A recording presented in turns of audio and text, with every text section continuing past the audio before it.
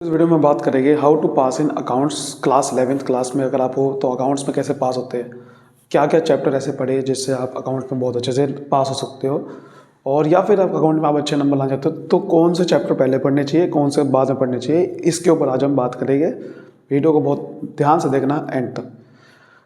तो 11th class में accountancy में बेसिकली आपको दो तरीके से वो डिवाइडेड है, ठीक है। एक तो है थ्योरी वाला पोर्शन और एक यानी कि प्रोसेस वाला, जो अकाउंटिंग प्रोसेस जो बोलते हैं इसे, और एक है आपका फाइनेंशियल स्टेटमेंट वाला, ठीक है। दो पोर्शन में डिवाइडेड है। फाइनेंशियल स्टेटमेंट 24 नंबर का है अपने आप में, ठीक है। फाइनेंशियल स्टेटमेंट्स, इनकम्प्लीट रिकॉर्ड, ये जो, तो ये 24 नंबर का है अपने आप में, 24 नंबर का है, तो ये बहुत इंपॉर्टेंट है, बहुत ज़्यादा।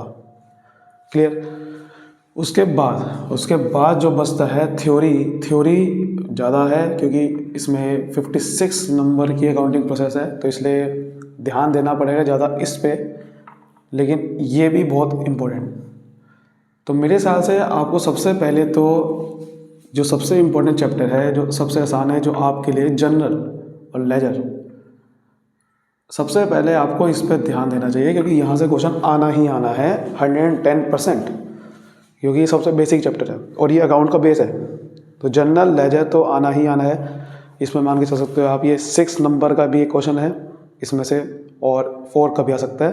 तो ये तो बहुत ही ज़्यादा इम्पोर्टेंट है, तो इसको छोड़ना कभी ज़िंदगी में नहीं है, ठीक है।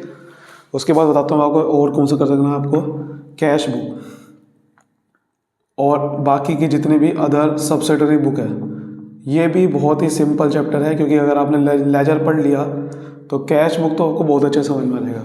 कैश बुक में डबल कॉलम वाली ज़्यादा आती है, डबल कॉलम ज़्यादा अच्छे से पढ़ना है, ठीक है। सब्सिडरी बुक में परचेज बुक, सेल बुक, ठीक है, विद जीएसटी वाला ज़्यादा अच्छे से करना है। Purchase return book, cell return book, general proper. तो यार ये ऐसे चैप्टर है, आई एम श्योर आपने बहुत अच्छे से पढ़ रखे होंगे और मैंने इनकी वीडियो बना भी रखी है, ठीक है। तो आप इनको बहुत अच्छे से ज़्यादा करो। तो अगर आपने ये चैप्टर अच्छे से कर लिया तो यहाँ से आप तकरीबन मान के चल सकते हो कि आपके 15 से 15 नंबर तो आराम से आ सकते हैं। जी हाँ, ठीक है। तो इसलिए ये बहुत ध्यान से करो, 10 से 15 नंबर तो आराम से आ सकते हैं यहीं से ही। चलो मान लेते हैं कि भैया इसका पोर्शन मान लो पे आपके स्कूल में पेपर में कम दिया, आपके स्कूल के पेपर में इसका पोर्शन कम है, मान लेते हैं। फिर आपको साथ में क्या करना पड़ेगा, कुछ ऐसे चैप्टर है जो कि आसान भी है और क्वेश्चन आता है रेक्टिफिकेशन ऑफ एरर।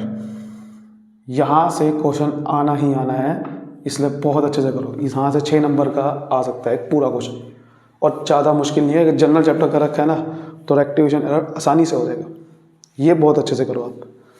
और डेप्रिसिएशन को मैं नहीं कहूँगा कि डेप्रिसिएशन बहुत सारे लोगों को उसमें फंस जाते हैं, लेकिन डेप्रिसिएशन के अलावा जो आप चैप्टर कर सकते हो, जो सबसे ज़्यादा बेहतरीन है, जहाँ से क्वेश्चन आना है, स्कोरिंग है, बैंक रिकॉन्सिलिएशन स्टेटमेंट।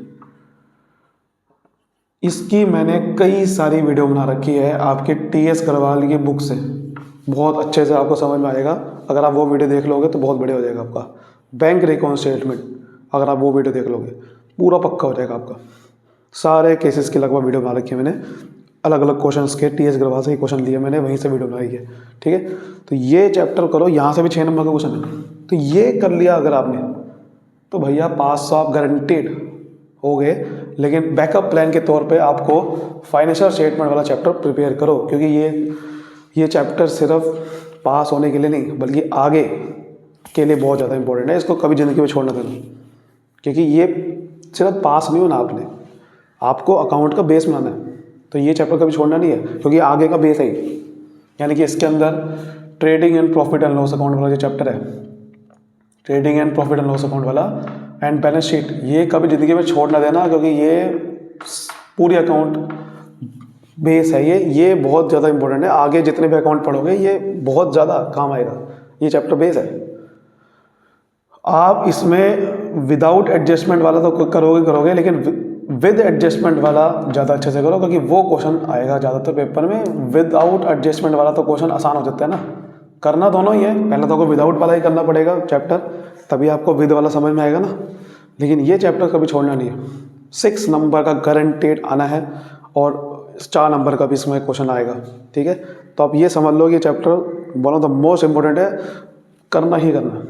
फिर आगे बात करते हैं इनकम्प्लीट रिकॉर्ड का। अगर आपको टाइम मिलता है तो कर सकते हो, वरना मैंने जो आपको बताया कि अगर सिर्फ यही कर लोगे चैप्टर तो पास गारंटीड हो गए। और अगर आप चाहते हो अच्छे नंबर तो पहले तब भी आपको यही चैप्टर करने हैं, ये चैप्टर ज़्यादा अच्छे से पक्के करो, फिर आप बाकी चैप्टर पे आओ अगर आप अच्छे से करना चाहते हो। अच्छा सर, थ्योरी की बात करते जरा, थ्योरी कैसे करे जाए। देखो थ्योरी में आपको बताता हूँ, थ्योरी के चैप्टर जो सबसे ज़्यादा इंपॉर्टेंट है आप कर लो। सबसे पहले चैप्टर फर्स्ट, भाई अकाउंटिंग क्या होती है, ऑब्जेक्टिव क्या होते हैं, ये तो बुक कीपिंग वगैरह ये सब चीज़ें तो भैया बेसिक है, ये तो करना ही करना है आपने। ठीक है ना, अकाउंटिंग इन्फॉर्मेशन, कौन कौन से यूज़र होते हैं, तो डबल एंट्री सिस्टम क्या होता है, ये सब चीज़ें तो बेसिक है, ये तो करना ही करना है अपने थ्योरी का चैप्टर। यहाँ से क्वेश्चन आने के चांसेस सबसे ज़्यादा होते हैं।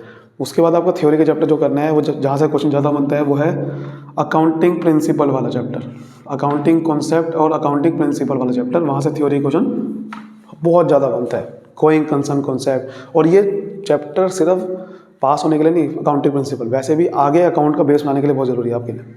Going concern concept, money measurement concept, prudence concept बहुत ज़्यादा इंपॉर्टेंट है। उसके बाद आप रूल्स ऑफ डेबिट और क्रेडिट वाला चैप्टर की थ्योरी कर लो।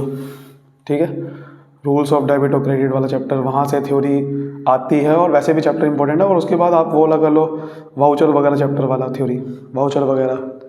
और बाकी थ्योरी की बात करूँ तो जो accrual basis accounting, cash basis accounting वाला चैप्टर है, तो ये कुछ ऐसे थ्योरी के चैप्टर है जहाँ से क्वेश्चन थ्योरी के बनते हैं, जो मेरे को बताया। अकाउंटिंग प्रिंसिपल वाला, स्टैंडर्ड वाला छोड़ सकते हो, अकाउंटिंग स्टैंडर्ड ना कुछ है, अकाउंटिंग प्रिंसिपल, ठीक है, रूल्स वाला और वाउचर वाला चैप्टर, ये जो अलग अलग शॉर्ट डॉक्यूमेंट होते हैं, और अकाउंट एक्यूरल बेसिस और कैश बेसिस अकाउंटिंग का डिफरेंस। ये कुछ ऐसे चैप्टर है जहाँ से क्वेश्चन ज़्यादा बनते हैं थ्योरी के, तो ये अच्छे से करो, बाकी आप बहुत अच्छे नंबर ला सकते हो। ठीक है, मैंने कुछ वीडियो बना रखी है, जो भी आपको वीडियो सर्च मारनी है किसी भी टॉपिक की, मैंने इसकी भी बना रखी है, वाउचर वाली भी मैंने, रूल वाली बना रखी है, सारी जगह बना रखी है, अकाउंटिंग प्रिंसिपल भी बना रखी है मैंने। अगर जो भी आप वीडियो सर्च मारना चाहते हो, आप क्या करना है, आपको टॉपिक का नाम लिखो ऊपर, और टॉपिक का नाम लिखो, साथ में मेरे चैनल का नाम लिख देना धीरेन्द्र सिंह, साथ में स्पेलिंग सही से लिखनी है, जो आपको पता है स्पेलिंग नीचे जो आपको आ रही है चैनल की। टॉपिक का नाम लिखते साथ में धीरेन्द्र सिंह लिख दो, तो उस टॉपिक की जो भी वीडियो होगी मेरी वो आपको मिल जाएगी। ठीक है, मिलते हैं फिर अगली वीडियो में, तब तक bye bye, thank you so much.